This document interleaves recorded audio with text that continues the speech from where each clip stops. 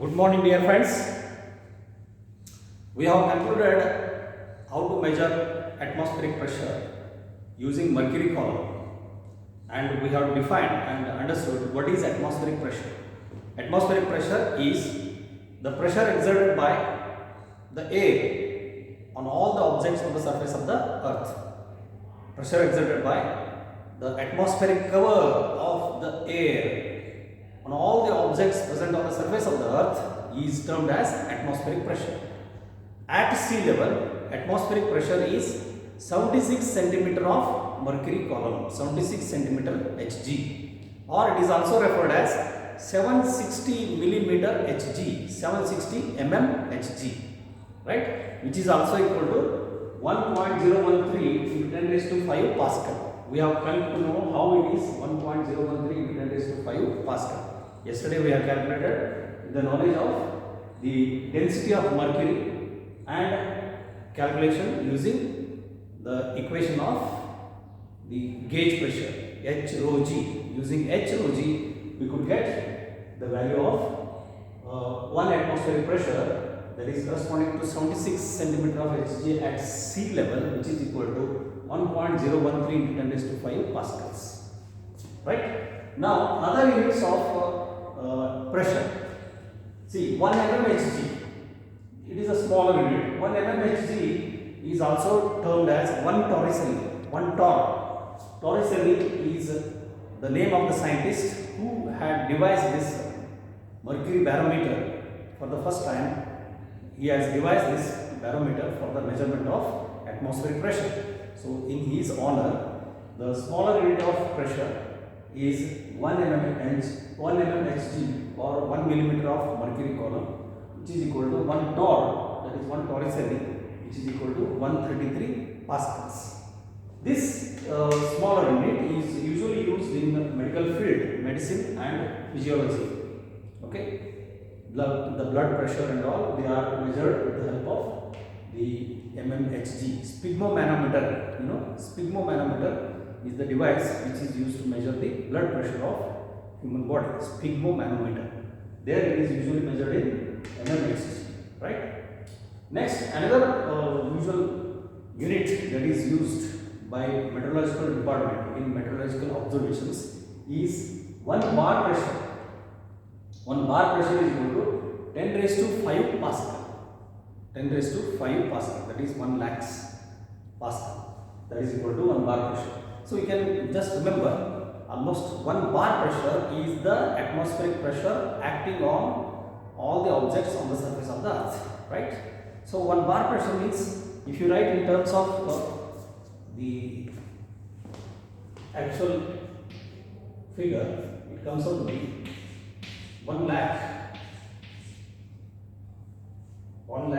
Newton per meter square, because 1 Pascal is equal to 1 lakh Newton per meter square. It means the earth, the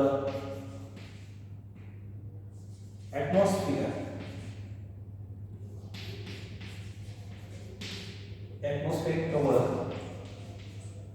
on the surface of the earth exerts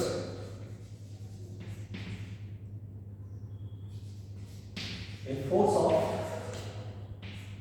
10 raised to 4, that is 10 raised to 4 is 10 tons. 10 raised to 4, that is equal to 10 tons kg weight.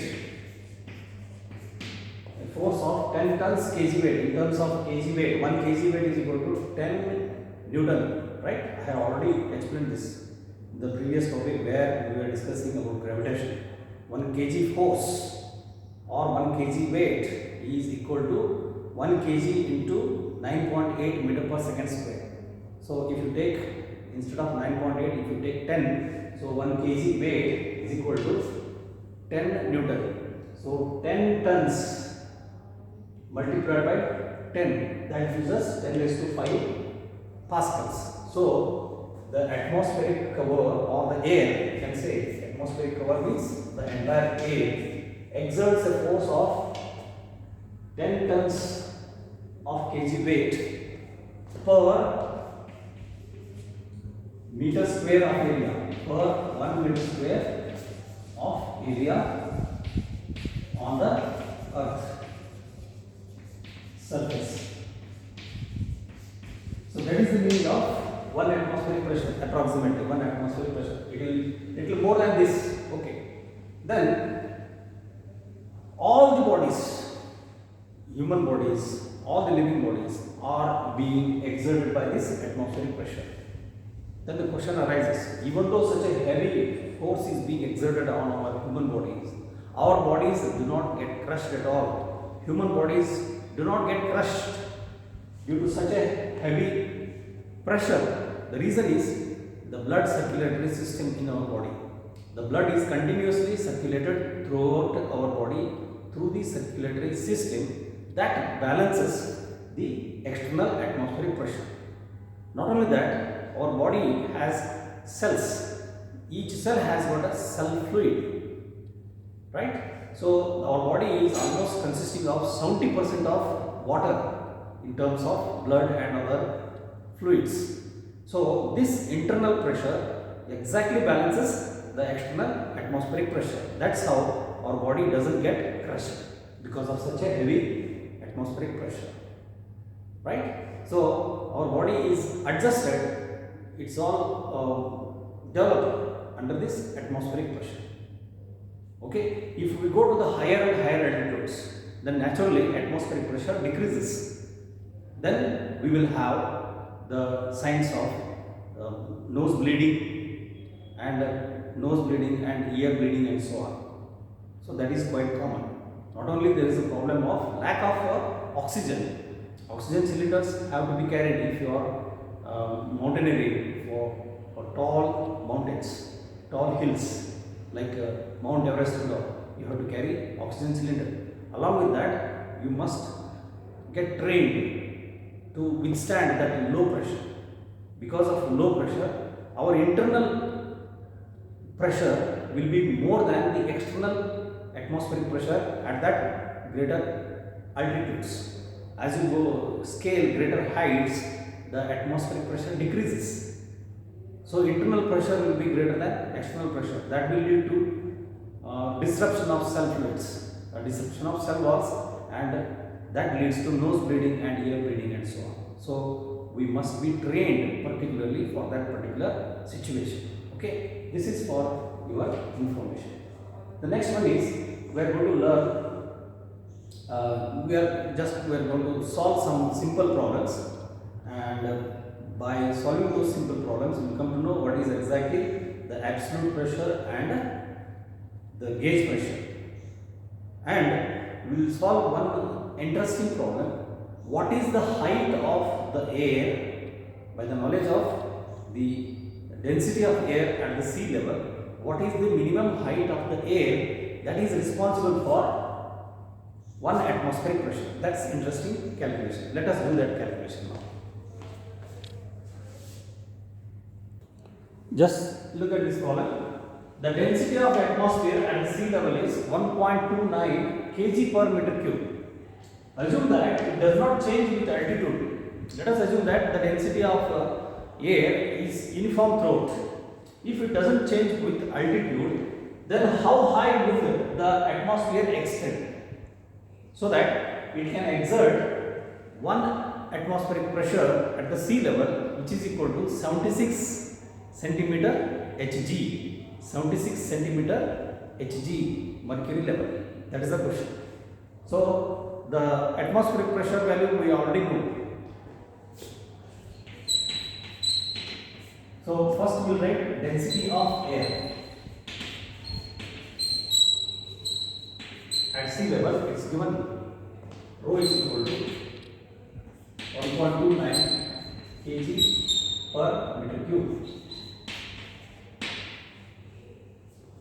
and it is given in the problem, take g equal to 10 meter per second square, and already we have found out the atmospheric pressure PA, that is atmospheric pressure. 1 atmospheric pressure, that is equal to 1.013 into 10 raised to 5 pascals, which is also equal to 76 centimeter of mercury. Using this, we have got this value. Okay. So, with the help of this, you are asked to calculate what is H corresponding to this atmospheric pressure. How high the air extends so that it results into 1 atmospheric pressure at the sea level. Okay. Now we use equation for pressure. Pressure, atmospheric pressure equal to H rho G. H rho G.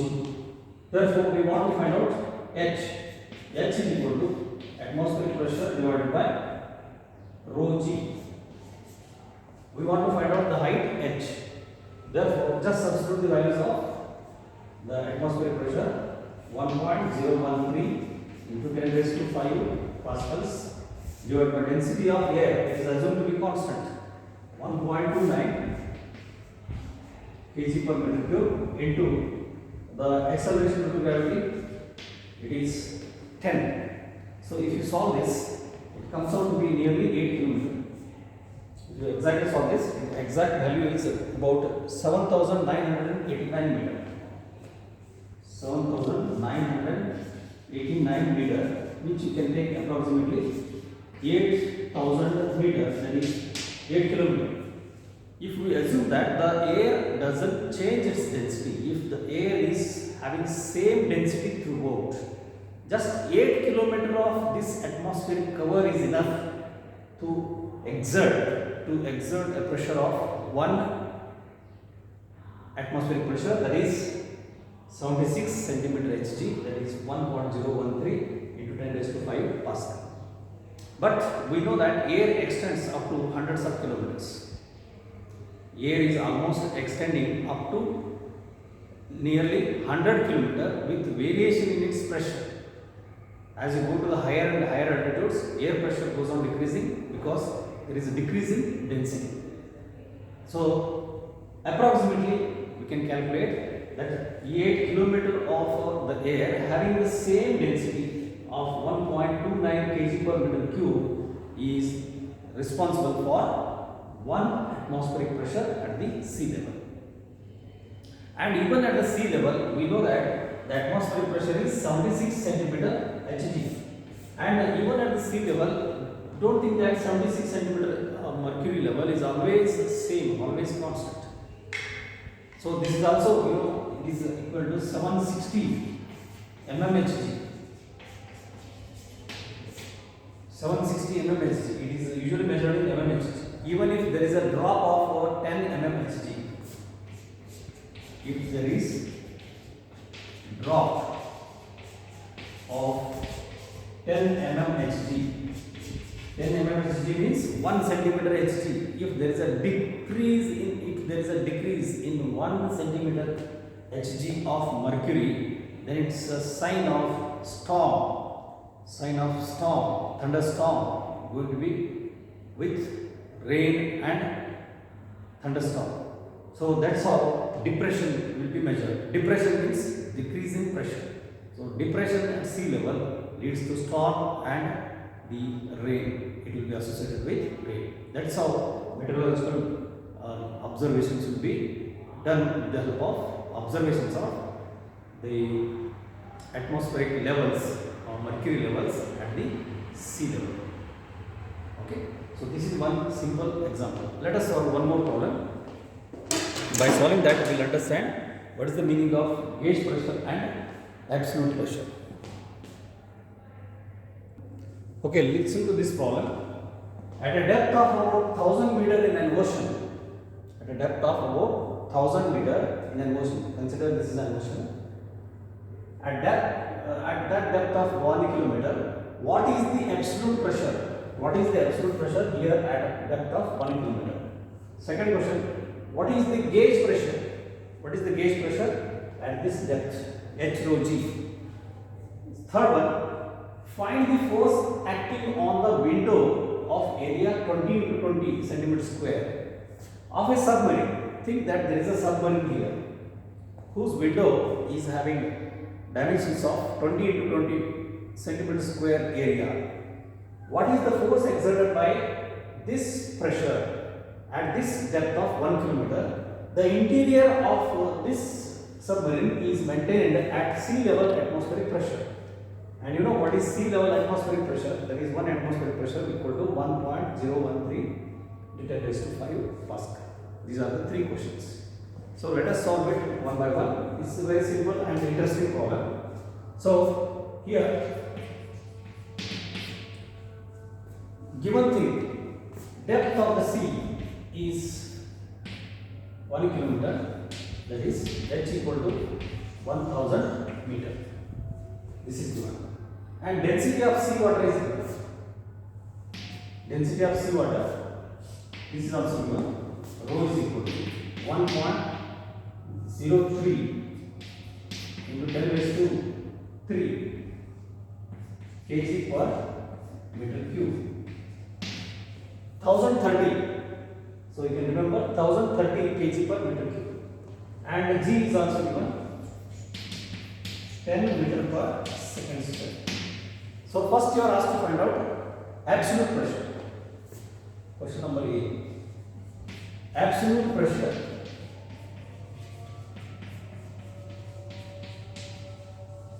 that is total pressure to the atmosphere plus the gauge pressure gives us an absolute pressure. P is equal to PA plus H rho G, where PA stands for atmospheric pressure. We know what is value of PA, 1.013 into 10 raised to 5 Pascal. 5 Pascal plus depth is 1000 meter. I can write 1000 as 10 raised to 3. Okay, 1000 meter into rho is density of the sea water, 1030, 1.03 into 10 raised to 3 into the acceleration due to gravity, that is 10. So you can look here 1, 2, 3 plus 3, 10 raised to 6, 10 raised to 7. So this can be written as 1.013 into 10 raised to 5 plus, if you take these two decimals here, if you write 103 divided by 100, 2 zeros get cancelled. So it becomes 103 into 10 raised to 5. 2 zeros when they get cancelled, you are left with 1 plus 3, 4 plus 1, 5. 10 raised to 5 Pascals. So the actual pressure becomes 103 plus 1.01 into 10 raised to 5. 10 raised to 5 is common. So thus it becomes 104.01 into 10 raised to 5 Pascal. So this I can write it as 104 atmospheric pressure. 104 atmospheric pressure. This gives us absolute pressure. Similarly, we can calculate gauge pressure. Gauge pressure.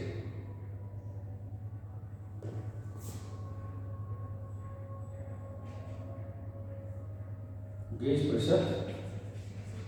We know gauge pressure is P minus PA. P minus PA, you are left with H rho G. So if you substitute H rho G, you are left with only this term, 103 into 10 raised to 5. That's it. So that becomes 103 into 10 raised to 5 Pascal. That's equal to 103 atmospheric pressure. 103 atmospheric pressure. Only one atmospheric pressure, it is less. So now third question is interesting. Assume that there is submarine here. There is a submarine present at this depth of about 1 meter submarine, and if it is having window of dimensions 20 into 20 square centimeter, then what is the force exerted on this? Okay, the interior of that submarine is maintained at 1 atmospheric pressure, which is equal to the sea level atmospheric pressure. Sea level atmospheric pressure, so that the crews and the naval staff can operate inside the submarine at normal atmospheric pressure. Okay. So, if the interior pressure is 1 atmospheric pressure and the exterior pressure is 104, that is total absolute pressure 104 atmospheric pressure, then the net pressure acting on the net external pressure acting on the surface of window is 104 minus 1, that is 103. That is nothing but gauge pressure itself. 103 atmospheric pressure. 103 atmospheric pressure equal to the force exerted on the square of India, the window, force exerted per interior of the window. That's how we can calculate what is the force. Force is equal to pressure exerted multiplied by the surface area. That's how we will be able to get the result. Now, see, I will calculate here itself. Force exerted is equal to pressure multiplied by area. Now, the pressure is the gauge pressure. So, I will represent this gauge pressure as PG. Because it is P minus PA, I am representing gauge pressure as PG. So, this force exerted is PG itself. 104 minus 1, so that becomes 103, that is PG. PG, gauge pressure multiplied by area. How much is gauge pressure? 103 atmospheric pressure.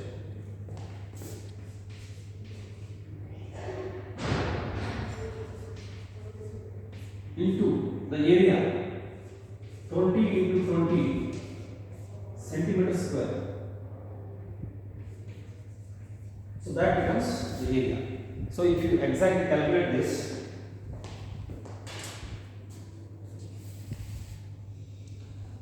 the calculation turns out to be 103 into 10 raised to 5.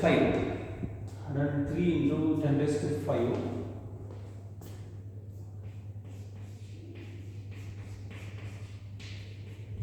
into 20 into 20 centimeter square. If you convert it into SI unit, meter square, it becomes 10 raised to minus 4. 10 raised to minus 4. So it becomes 0.2 into 0.2. So it becomes 0.04 meter square. So Newton per meter square into meter square cancels. You are left with so much of Newton. So if you just calculate this, it comes out to be 4.12 into 10 raised to 5 newtons. 4.12 into 10 raised to 5 Newton is the external pressure acting on the surface of window, whose area is 20 by 20 centimeter square. You can just imagine how enormous is this pressure. If you just calculate in terms of kg weight, you can write it as 412 into 10 raised to 3. So, Newton, 412 into 10 raised to 3 Newton. So, that can be written as 412 into 10. So, that is of kg weight. It's as good as assuming 41 ton, almost 41 ton of weight acting on that window surface. That is the enormity of the pressure exerted, force exerted on that window surface. So the windows, the entire submarine body, whichever is used for designing the submarine, are specially prepared to withstand such a tremendous amount of pressure and tremendous amount of force, so that they will not get crushed. Right? That is the meaning of gauge pressure and the absolute pressure. Okay. Now next we will learn about another important law, that is Pascal's law for transmission of fluid pressure, which is very important, which has got number of applications in our daily life. Pascal's law for transmission of fluid pressure, which has got number of applications such as hydraulic lift and hydraulic press. Right? We are going to discuss about these hydraulic machines. So the hydraulic machines what we use, like hydraulic brakes that are used in the four-wheelers like car, trucks and all, hydraulic brakes are being used. The hydraulic brakes and the hydraulic lift is used to lift the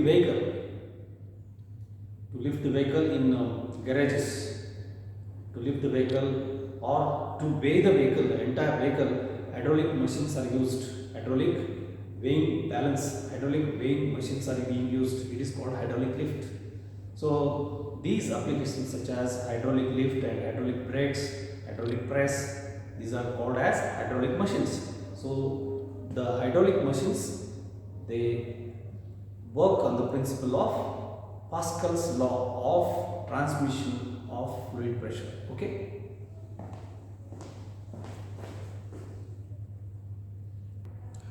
Now let us learn a very interesting law that we are going to conclude. Let us consider what happens when we change the pressure on a liquid contained in a fluid contained in this vessel. Consider there is a horizontal cylinder with a piston, and three vertical tubes at different points. Three vertical tubes at C, A and B. All the three are being attached to this horizontal cylinder, which is provided with a movable piston. Piston can be moved in and moved out. That is the arrangement. When we take a liquid, especially a liquid in this, then the liquid maintains same level in all these three vertical tubes. The pressure exerted on this piston, at the bottom is calculated or is indicated with the help of the level of liquid that is there in these three vertical tubes. And in all the three vertical tubes, the level will be same. The level of the liquid will be same, so that all the three vertical tubes having the same height h will exert the same pressure at the bottom, and that pressure will be exerted on the piston. Now what happens if we increase the pressure? That is the question. Suppose we push this piston inwards.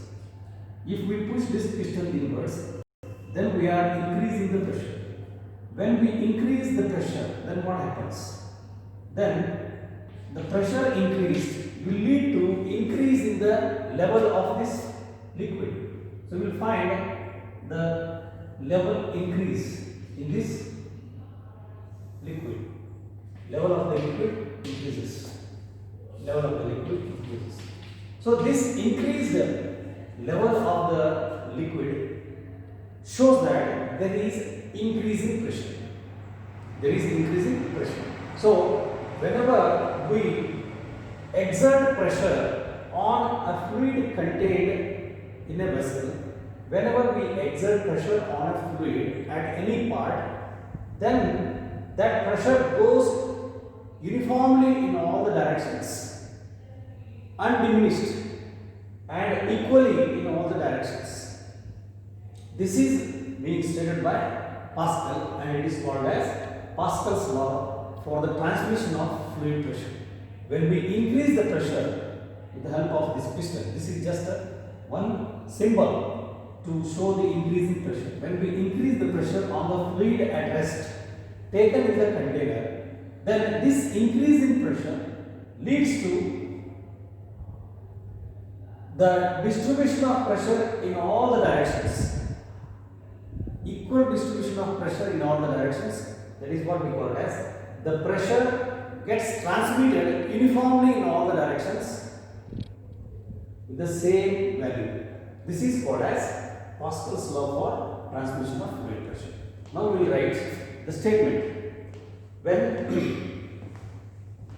write that whenever external pressure is applied, whenever an external pressure is applied on any part of a fluid,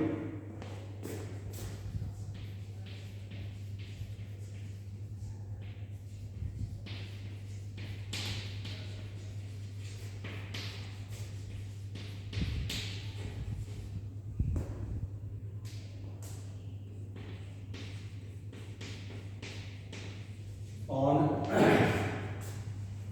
any part of the fluid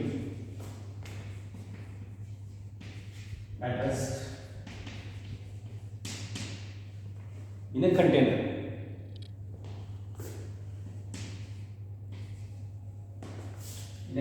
or in a cylinder,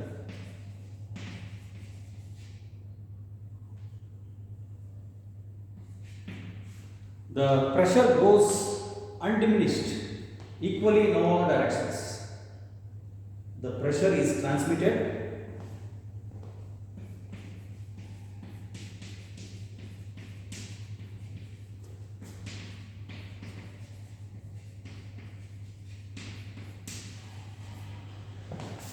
undiminished means without any loss. The pressure is transmitted undiminished without any loss, equally or uniformly, undiminished equally in all directions, undiminished and equally in all directions. So this has got very interesting applications. This is called as Pascal's law for transmission of fluid pressure. Before applying external pressure, see the level of the fluid. This is level number 1. You see, and the height of all the columns are same before applying external pressure. Right? When we increase the pressure by pushing the piston inwards, the pressure is exerted on this fluid. When the pressure is exerted on this fluid, then that pressure gets transmitted undiminished and equally in all the directions. So possibility is to exert pressure in these vertical columns. So as a result, the level of liquid increases. When the level of liquid increases, it increases from H to H dash. So H dash in all the 3 vertical columns. That's how it is written. Whenever an external pressure is applied on any part of the fluid at rest in a vessel or in a container, the pressure is transmitted undiminished and equally in all the directions, uniformly in all the directions. So this has got applications in hydraulic machines. So we are learning tomorrow in the next video the hydraulic machines such as hydraulic lift, hydraulic brakes, hydraulic press, etc. These are the applications which we are going to learn tomorrow. So which is this Pascal's law of transmission of fluid pressure is very, very important, not only from the point of view of theory, from the point of view of applications in our daily life. This is very, very important. Thank you. Have a nice day. Bye.